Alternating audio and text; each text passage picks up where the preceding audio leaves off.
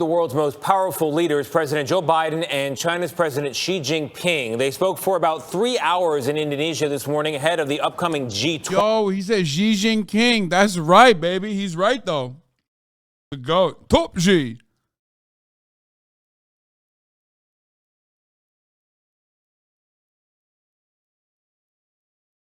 He said more like Xi Jinping. Am I right?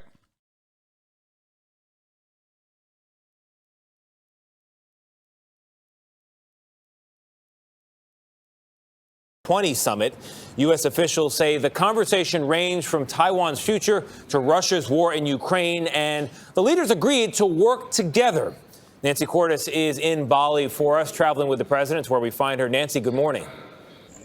Good morning. The meeting lasted for more than 3 hours. Afterwards, President Biden told us he's not looking for conflict, and he believes a Cold War can be avoided, despite years of warnings and threats. I just met in person with Xi Jinping of the People's Republic of China. He was clear and I was clear that we'll defend American interests and values, promote universal human rights, and stand up for the international order and work in lockstep with our allies and partners. We're going to compete vigorously, but I'm not looking for conflict.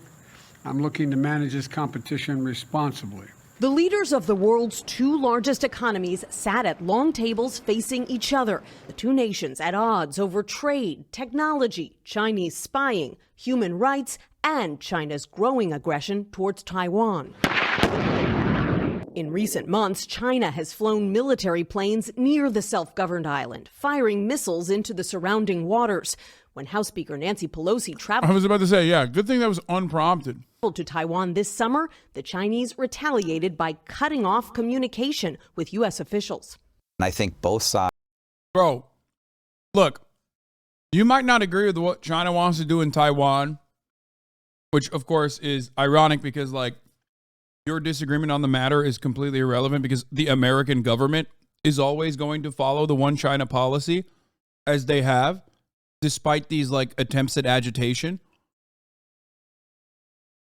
The thing is, however, that, like, China literally is like, China says they have 3 fucking goals.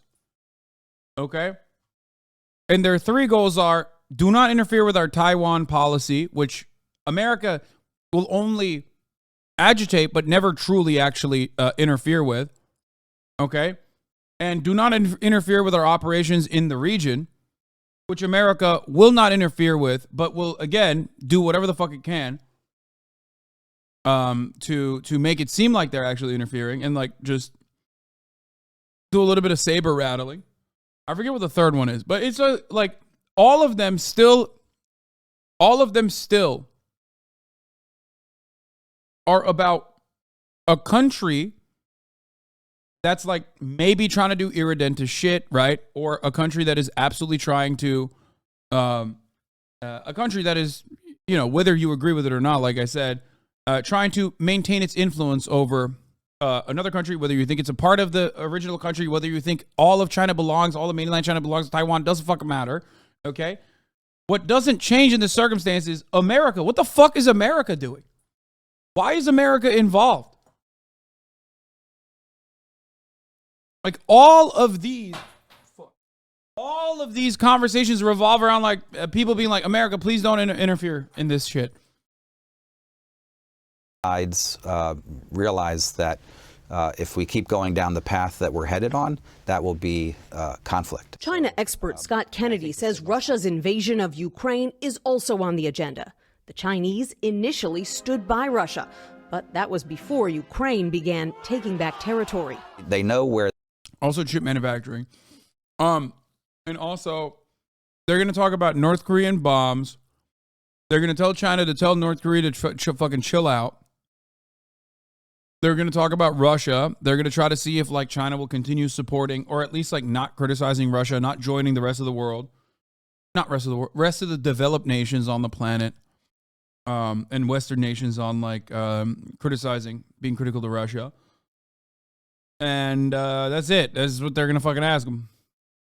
Where their economic bread is buttered with the West, not with Russia. Today, President Xi argued they can both do better. The world expects that China and the United States will properly handle the relationship. Russia is also a member of the G20, but President Biden will not have an opportunity to confront Russian President Vladimir Putin at this summit in Bali. And that's because Putin has decided not to attend in the face of his faltering. Wait, what? You should delete TikTok, Hasan. Fuck no. Bro, the CCP compromised you. You should delete TikTok, Hasan. Invasion of Ukraine. Tony? Faltering is a word for Violence and voter intimidation. There was an emphatic And we're now statement that listening in to President America, Biden speaking the after will his of the meeting people with Chinese prevails. President Xi Jinping. I have Wait, what? It's actually wild to see Xi Jinping make a statement like that. Gives me a little hope. Dude, what? If you've ever listened to fucking Chinese policy on anything, they're the fucking kings of like, let's not rock the boat, please. Bro, they're literally, they're always saying that shit. That's not new.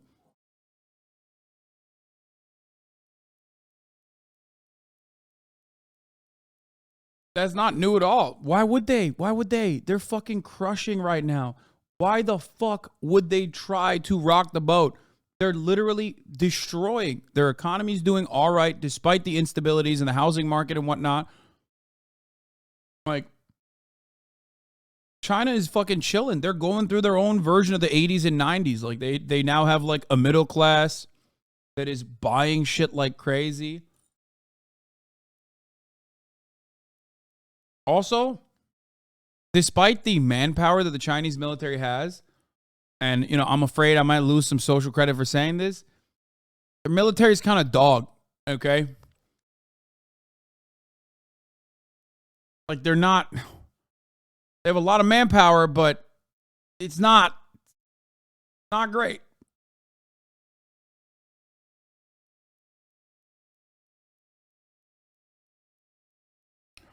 Take that back right now.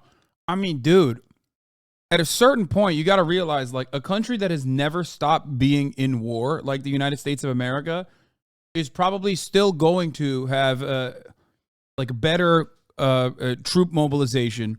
And even then, you still lose the fucking guerrilla warfare, right? But I guess, like, state by state conflict, I don't think state by state conflict will ever happen in the way that it did during World War II, but, you know, not a lot. They're if you were to do something similar, you know, boots on the ground military warfare, like, they're not exactly super good about that. I've traveled this week, and it's been clear just how closely the world and our allies and our competitors as well have been following our elections at home. Excuse me, I have a little cold. And what these elections showed is that there's a deep and unwavering commitment in America to preserving and protecting and defending democracy.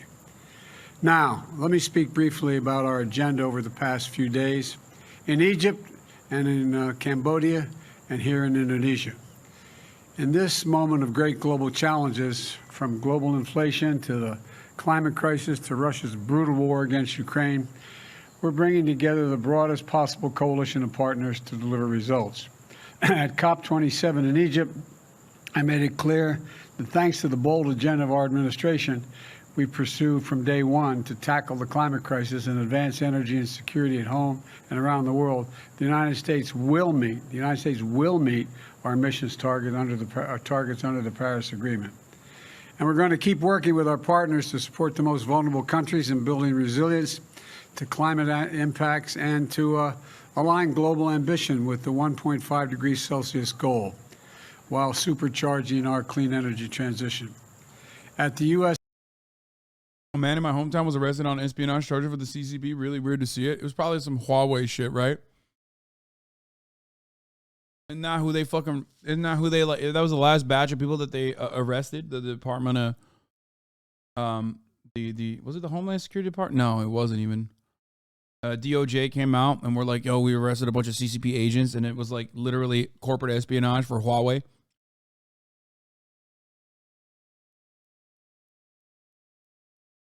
Even the people in Quebec is the same.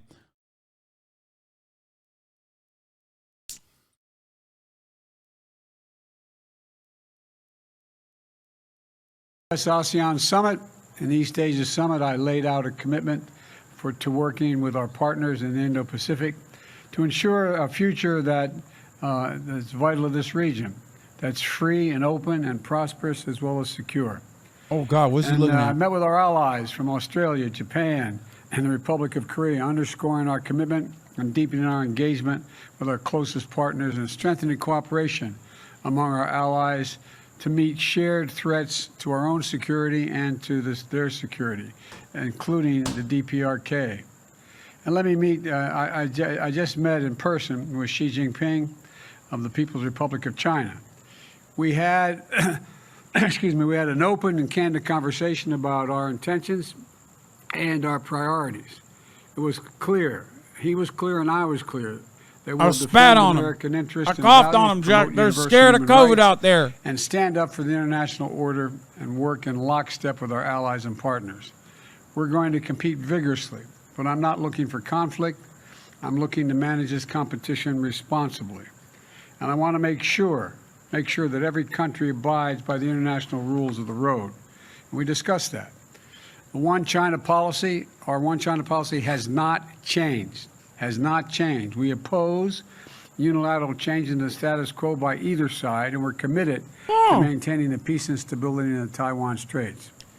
It was also clear that China and the United States should be able to work together where we can to solve global challenges that require every nation to do its part. We discussed Russia's aggression against Ukraine, reaffirmed our shared belief in the threat or the use of nuclear weapons is totally unacceptable, and I asked that Secretary Blinken travel to China to follow up on our discussions and continue keeping the lines of communication open between our two countries. Looking ahead at the G20 meetings tomorrow, we're going to be taking on the very issues that matter to the people's lives, not only here, but also our allies and our partners. That means tackling the suffering that Russian aggression has unleashed, not just in Ukraine people, but the people around the world, particularly food insecurity, and strengthening the fundamentals of our global economy for everyone. Support for debt relief, reforms for multilateral development banks, investments to bolster global health security, and to make sure the world is better prepared for the next pandemic. The G20 has been an important forum for the world's largest economies to work together for the good of people everywhere, and I'm looking forward to our meetings tomorrow. Now let me close with this. On my first trip overseas last year, I said that America was back. Back at home, back at the table, and back to leading the world. In the year and a half that's followed, we've shown exactly what that means. Damn, bro, you can't say that right in front of China. They're going to hear. America's keeping its commitments. America's investing in our strength at home. America's working alongside our allies and partners to deliver real, meaningful progress around the world. And at this critical moment, no nation is better positioned to help build the future we want than the United States of America. Now, I'm happy to take questions, and I'm told there are going to be 4 questioners, but I'm not going to do 10 questions from each questioner. All right? Let's make that clear at the outset here. And Ken Thomas, Wall Street Journal. You said at the outset of this meeting that you did not want competition to turn into conflict. Based on this meeting, Get ready for some of the bloodthirstiest fucking questions that an 800-year-old man is going to have a very hard time fumbling over and trying to answer, okay? They're going to be like, Mr. President, why don't you want to nuke Beijing? Journalists in this moment behave like the unhinged chatters that like to play puppet master. You know what I mean? You know how like unhinged chatters love playing puppet masters? They're like, Hasan, this person said this about you. Care to respond? And then they can like clip it and ship it. That's what journalism is half the time. A lot of you parasitic, parasocial freaks in the chat would make great vulturous journalists.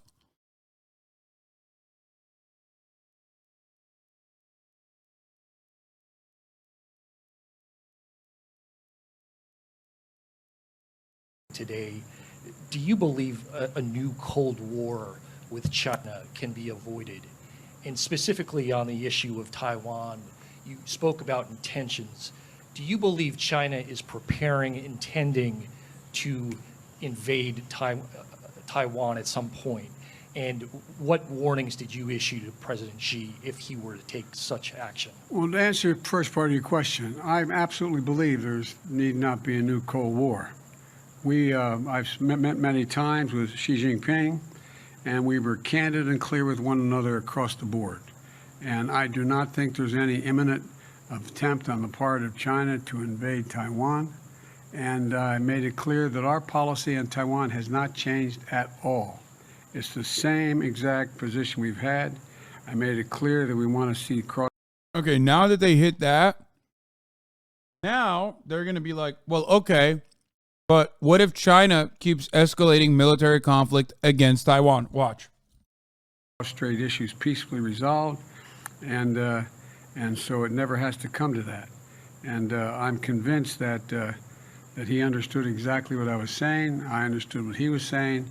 And look, I think the United States is better prepared than any country in the world, economically and politically, to deal with the changing circumstances around the world.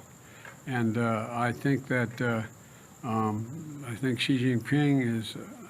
We agreed that we would set up a set of circumstances where, on issues that we had to further resolve details, we agreed that we would have our chief of staff, the appropriate cabinet members and others sit and meet with one another to discuss the details of every issue that was raised, and we raised a lot of issues.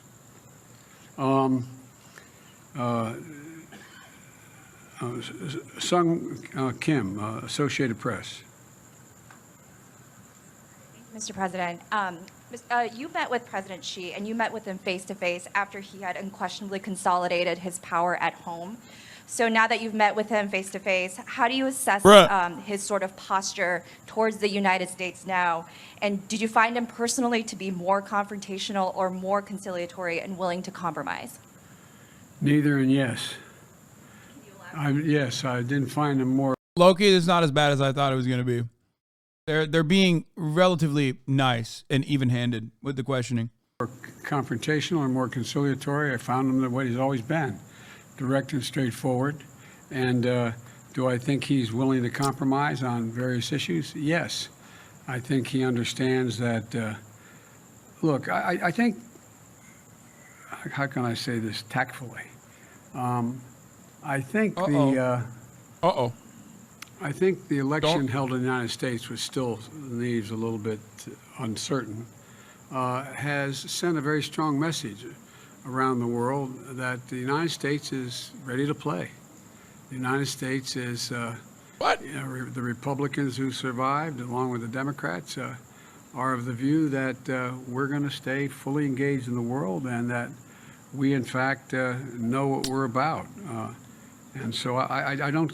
Bro, this is elder abuse. Like, if you think the PP should be charged for elder abuse for having gay sex with Paul Pelosi, I'm sorry. Everyone in the fucking Democratic Party should be charged with elder abuse. That's crazy. This man, like, he hasn't slept. He's on God knows how many fucking hours. He's done. He's burnt. There's nothing behind those eyes, baby. I'm telling you right now, nothing.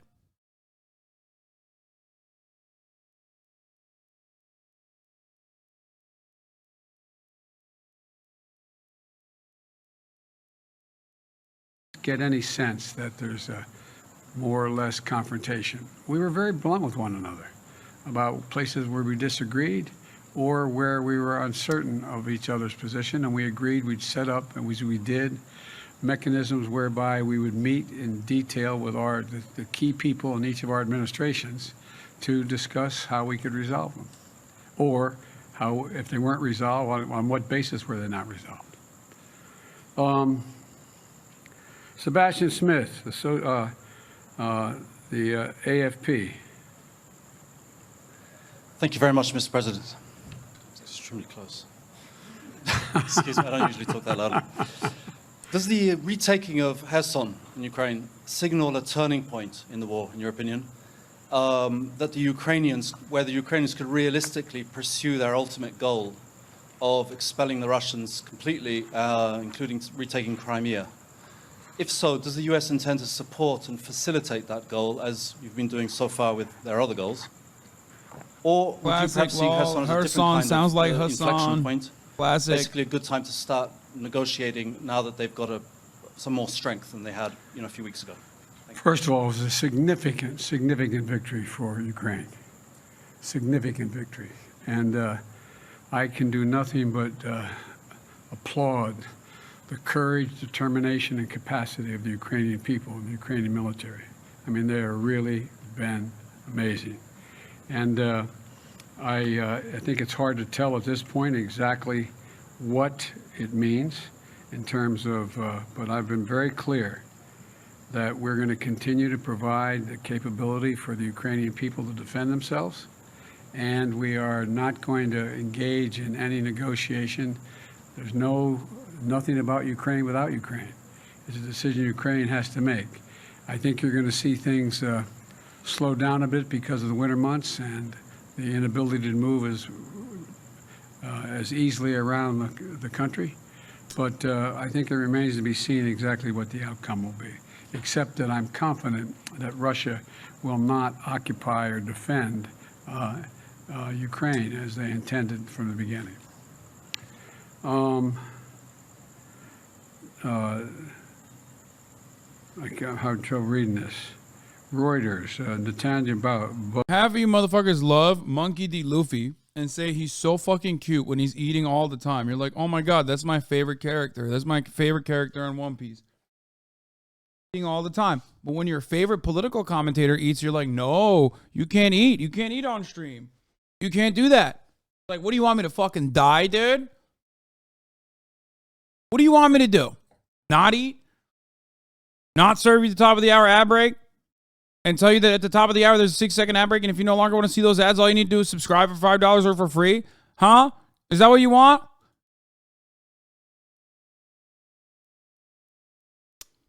Or get gifted a sub if you're lucky. Here's the 1-minute ad break now.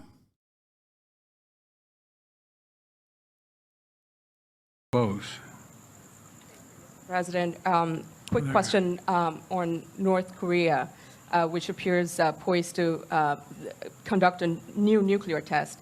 I'm wondering if you can talk about your specific discussions with President Xi on that. To what extent do you think China has the ability to talk North Korea out of conducting such tests? And what are the repercussions for U.S.-Chinese relations if a test goes forward? Well, first of all, it's difficult to say that I am certain that China can control North Korea, number one. Number two, I've made it clear to President Xi Jinping that I thought they had an obligation to attempt to make it clear to North Korea that they should not engage in long-range nuclear tests. And I made it clear as well that if they did, they, meaning North Korea, that we would have to take certain actions that would be more defensive on our behalf, and it would not be directed against North Korea. It would not be directed against China, but it would be to send a clear message to North Korea. We are going to defend our allies as well as American soil and American capacity. And so, but I do not think that it's difficult to determine whether or not China has the capacity. I'm confident China is not looking for North Korea to engage in further escalatory means, because I made it clear, and I made it clear from the very beginning and last year as well, that we will do what it needs to defend our capacity, to defend ourselves and our allies, South Korea as well as Japan, and that we'd be more up in the face of China, but it wouldn't be because of China. It'd be because of what was going on in North Korea. So, again, on a number of these issues. The only person I recognize the honk shoe me arguments for is Joe Biden. Joe Biden as a person, unironically, is a perfect representation of honk shoe me. Like, when he goes to sleep at Air Force One, he's saying honk shoe and he's saying me. And there's like a big like snot bubble that like flies out of his nose and then goes back in, and he like keeps sucking the snot bubble, making it larger and larger. You know what I mean? Like that's the type of shit that he's doing. There's maybe like even a piece of paper that flies over, and then like he's just, every time he honks and every time he honks, the paper comes closer to his face, and then he shoos, and then he pushes it away from his face in a comical capacity. A feather, not even a piece of paper. You're right. So yeah, that is definitely happening. We have put together teams where our National Security Advisor, Secretary of Defense, and others are going to be engaging with their counterparts from China to see, and we're not going to be able to work everything out. I'm not suggesting this is kumbaya, everybody. Like I said earlier, he still sounds way more sensible than Trump, who you seem to love and never criticize. When has Trump ever fielded foreign policy questions with in-depth answers? Wait, what?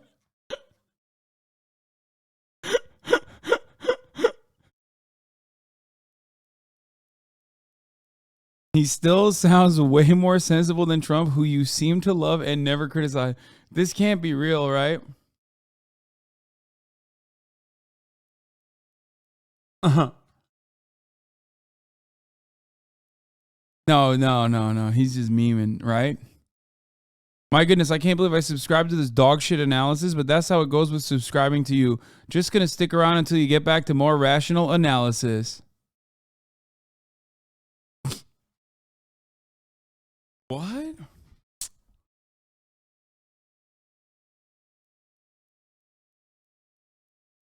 Oh my God, he's not even joking. These purity standards you espouse can be exhausting to listen to. Dude, I don't know what it is, man. I'm a magnet, dude. I think it's just politics.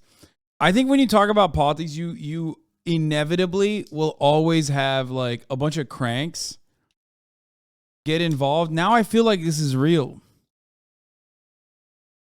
I mean, that's crazy. 60-month sub. I can't tell if it's real or not. Fuck.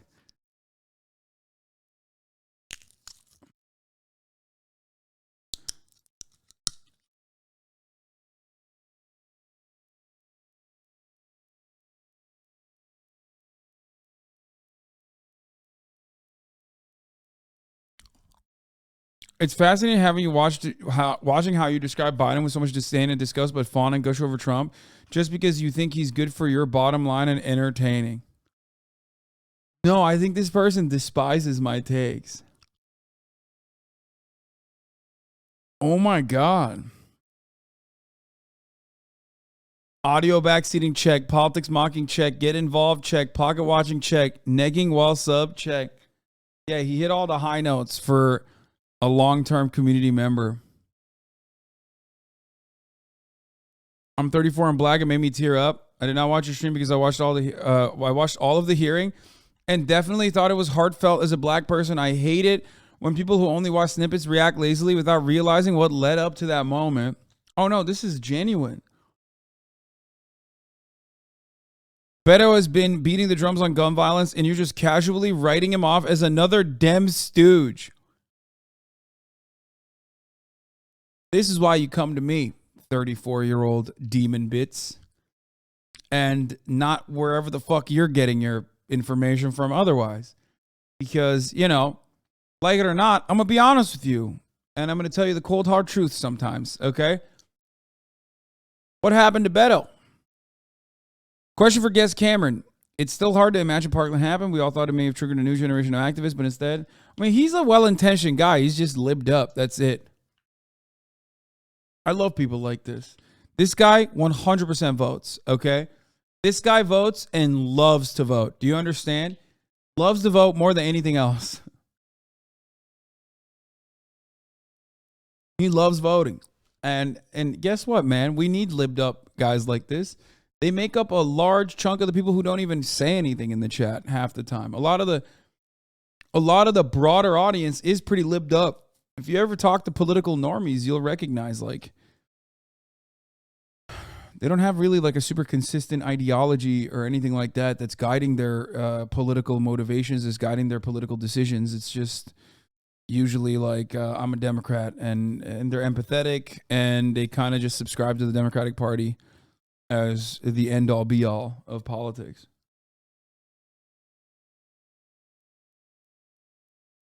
Let's see your knowledge of Black Twitter. On December 21st, 2028, what were Black people waiting around to get? I don't know. I have no idea. Also, this is a trap. I'm not going to do that.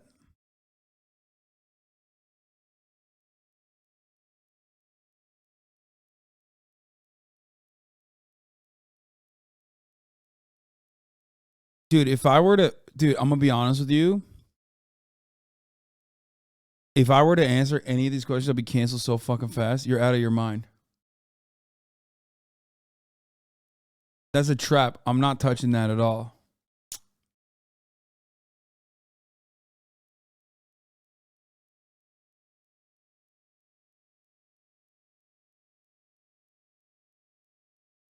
I am entirely too Caucasian to be touching that, especially prominently in front of 45,000 people.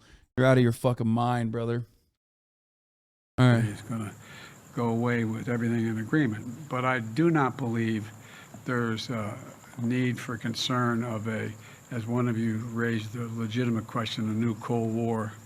And I think that I'll conclude by saying it this way. I want to be clear, and be clear with all leaders, but particularly with Xi Jinping, that I mean what I say and I say what I mean. So there's no misunderstanding. That's the biggest concern I have is a misunderstanding about intentions or actions on each of our parts. So we went into, I look at my team, how long did that meeting last? 3.5 hours. So we covered an awful lot of territory. And I must say that he was as straightforward as he has been with me in the past. And I think that we understand one another, which is the most important thing that can be done. I guess all of you are going swimming from here. It's not far. But Mr. President, what should Americans expect from Congress as it relates to abortion rights after the midterms? I don't think they can expect much of anything other than we're going to maintain our positions. I'm not going to get into more questions. I shouldn't even answer your question. No, I don't think that. I don't think there's enough votes to codify unless something happens unusual in the House. I think we're going to get very close in the House, but I think it's going to be very close, but I don't think we're going to make it. All right, thank you, everybody. Thank you. Hi, everyone. George Stephanopoulos here. Thanks for checking out the ABC News YouTube.